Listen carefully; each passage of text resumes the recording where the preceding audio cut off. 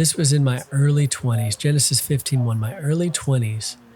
God spoke this to me so clearly that, I was graduating college, had my whole life in front of me, uh, and that he was the thing that would ultimately satisfy me, not having a great career, not doing all these amazing things, not wife, family, uh, success, but he is the reward. Knowing him, walking with him. I remember it clear as day. I was weed eating a lawn. I worked for Mission Waco, 2019, and in 1999, year 2000.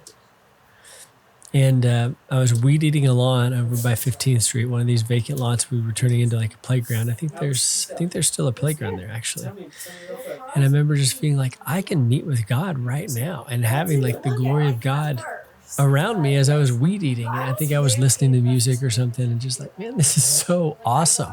Similar feeling that I get on the Potter's Wheel a lot of times when I'm listening to music. Music is such a gateway into the heart, and I don't know how. And it bothers me that I'm not like more loving music these days, but nonetheless, is what it is.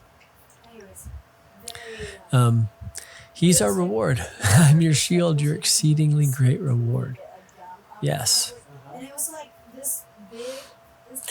Oh, this is Hagar. She's running away from Abraham and Sarah. Then she called the name of Yahweh, the name of the Lord who spoke to her. You are the God who sees me. For she said, Have I also here seen him who sees me?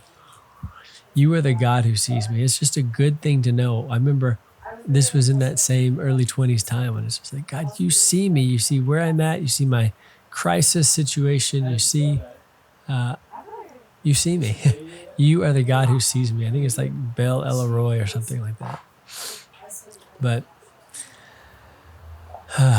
he's the God that sees us. Yeah. Therefore, the well was called Bir Laharoi. Observe, it is between Kadesh and Bered. So Hagar bore Abram a son, and Abraham named his son, whom Hagar bore, Ishmael.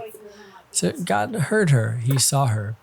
I laugh because my son, when we first moved back to America, he was just a little squirt. He could hardly read. And I had to help him with the words, but he recorded the audio for this. So when I hear this scripture, I hear his little, he's so particular and detailed, but his little voice, it's like a man now.